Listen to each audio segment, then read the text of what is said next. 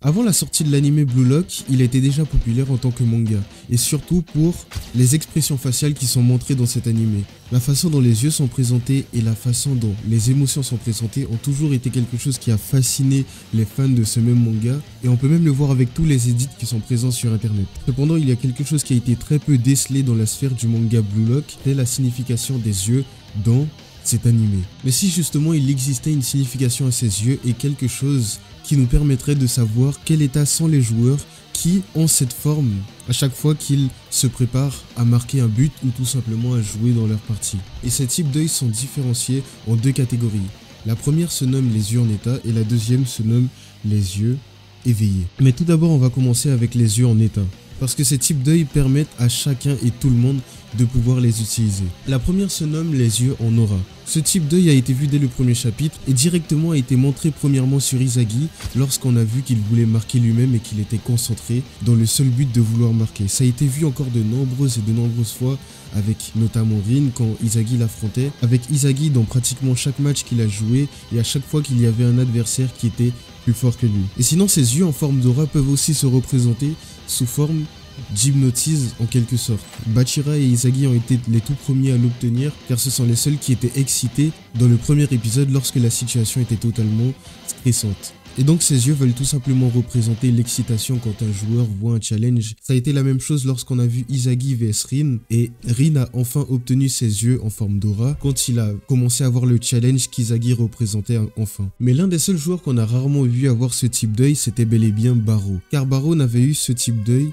qu'à partir du moment où Izagi avait volé sa place lors du match contre l'équipe de Reo vs l'équipe d'Izagi, et lorsque Barreau ne se voyait plus comme le roi légitime, il a commencé à décider d'abandonner et d'un coup une vision lui est venue et il a eu cette forme d'aura autour de ses yeux car ça représentait l'excitation. Et directement après, lorsqu'il a voulu marquer, on a pu voir qu'une nouvelle forme des yeux ont commencé à se former autour de Barreau et qui se nomme les yeux inversés. C'est une forme qu'on a pu voir bien évidemment sur Barreau, sur Nagi lors de son match contre Rin et lorsqu'il a réussi à battre Rin en AV1. On a pu aussi le voir sur Izagi lors du match U20 quand il a enfin pu marquer grâce à sa nouvelle méthode qui est la chance. Et on a pu le voir sur le mec du PXG lors du dernier match de la saison 1 qui n'était soi-disant pas Mbappé. Et on peut voir un point en commun lorsque toutes ces personnes ont eu ces mêmes yeux, c'est qu'ils avaient tous l'intention de tirer. Et donc les yeux inversés sont tout simplement la signification que le joueur se concentre totalement sur son tir et que il n'y a que ça qui compte pour lui. Izagi a aussi pu l'avoir une fois avant le match des U20 et c'était lors de la sélection lorsqu'il a réussi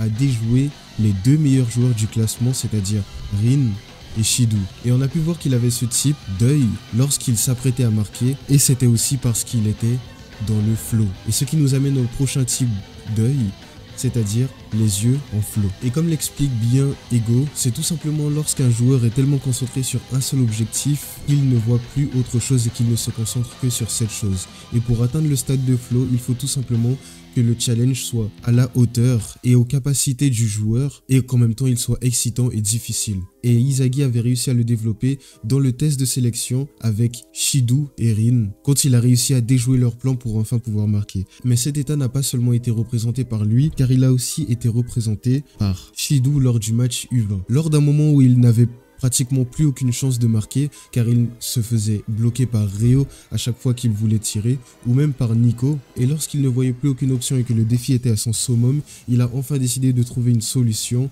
et c'est-à-dire de tester un nouveau type de tir mais qui n'était pas si facile que ça et qui lui demandait d'avoir une concentration maximale. Et c'est à ce moment-là qu'on a pu voir le stade de flow et les yeux en flow autour des yeux de Shidu, mais qui a aussi été atteint par de nombreuses personnes, par Rin, dont on parlera plus tard, et par Nagi lorsqu'il a voulu battre en 1v1 Izagi, dans le match du Moonshine City vs les Bastard München. Maintenant qu'on a parlé de tous les yeux en état, on devrait passer aux yeux éveillés, qui sont un peu plus spécifiques à chaque joueur et qui représentent un peu plus un stade qui est atteint à travers le flow. Juste avant, j'avais parlé des yeux en flow qui ont été atteints par Shidu, mais justement, dans ce même match des U20, on a pu voir que Rin a pu atteindre le flow dans une situation totalement désemparante. À la première partie du match, Rin était la star du match, il était la personne qui contrôlait ce match et qui était un peu le maître de tout le match, mais à partir de la deuxième mi-temps, lorsque Nico, Aiku et Shido ont réussi à s'éveiller et que toutes ses attaques se retrouvaient pratiquement bloquées, il s'est vu de plus en plus désemparé par ce même match. Izagi et Bashira ont réussi à prendre la relève, mais lui était de plus en plus derrière par rapport à ses concurrents. Et lorsqu'il tenta une dernière chose contre son frère et qu'il verra que au final son plan ne fonctionnera pas et qu'il sera même déjoué par Izagi, à ce moment-là il atteindra une rage totale et sera officiellement dans le flow. Plus aucune chose ne comptera à part ses buts. Ni Izagi, ni son frère, ni gagner, mais seulement ses buts à lui. Et d'écrire son nom pour pouvoir être maître de sa propre histoire. Mais Rin n'est pas le seul à avoir un type d'œil qui est bien exact à lui. On a aussi les yeux suivants qui sont nommés les yeux de prédateur. C'est un type d'œil qui n'a été débloqué que par quelques personnes, dont Barreau et dont Kaiser. C'est un état qui joue avec l'ego pur et surtout avec l'ego de quelqu'un qui se voit comme quelqu'un de très grand. C'est-à-dire Barreau qui se voit comme un roi, et Kaiser qui se voit comme un empereur. Et ce type d'œil est amené grâce à un style de jeu qui est bien exact à Barreau et Kaiser. C'est un mode de prédateur un peu comme un lion qui attendrait tout simplement que sa proie baisse sa garde.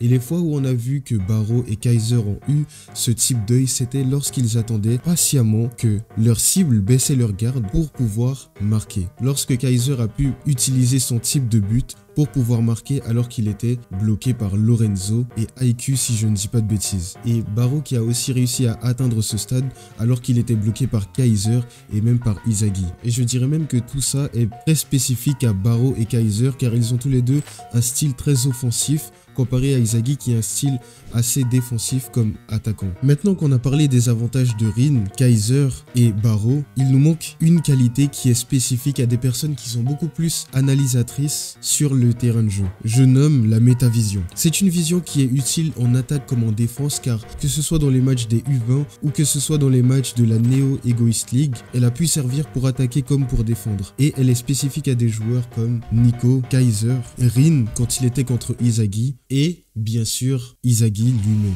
Elle a été expliquée assez brièvement mais c'est tout simplement le fait d'utiliser sa vision périphérique pour pouvoir avoir une vision plus large du terrain au lieu de faire comme tout le monde et d'utiliser sa vision centrale. Et dans une explication un peu plus compréhensive pour tout le monde, c'est tout simplement le fait de tourner sa tête partout pour avoir une vision totale du terrain. Mais bien sûr ce n'est pas quelque chose que tout le monde peut faire et surtout pas des joueurs comme Kunigami ni même Barreau car ce genre de vision a des requis et le premier qui est d'avoir une vision de jeu extrêmement haute. Et on a pu le voir, seulement des personnes comme Rin, Nico, Aiku, Izagi et Kaiser ont ce genre de vision qui sont très hautes et qui permettent de pouvoir prédire tout ce qui se passera dans le terrain. Elle demande aussi un QI très haut par rapport à toutes les informations qui sont intégrées et toutes les opportunités qui sont offertes. Il ne faut pas oublier qu'ils sont quand même dans un match et que tout se passe vite et donc le dernier requis qui demande une endurance et une santé physique très haute comparée aux autres. Et on pourrait penser qu'elle demande beaucoup pour pouvoir faire peu de choses, mais on a pu voir au fur et à mesure des matchs et en ayant la même POV qu'Izagi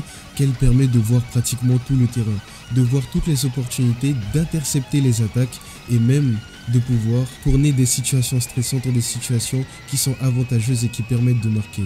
Elle a permis à Izagi de bloquer des personnes comme le numéro 2 mondial et de pouvoir prédire les attaques et ses alliés comme le numéro 1, je nomme Noël Noah. C'est à peu près tout ce que les yeux dans Blue Lock permettent de faire à chacun des personnages. Certaines sont plus spécifiques à certaines personnes, certaines sont plus spécifiques à certaines capacités, mais au final tout le monde a à peu près sa part et tout le monde réussit à level up. Si cette vidéo t'a plu, tu peux cliquer sur celle qui va s'afficher juste ici. Je fais des vidéos souvent comme ça, qui parlent de Blue Lock, qui parlent d'animé, donc tu peux t'abonner, ça me ferait plaisir et ça t'aiderait toi aussi pour pouvoir être au courant de tout ce qui se passera et de toutes les actualités qu'il y aura sur Blue Lock ou même sur d'autres animés. Et moi je te dis ciao.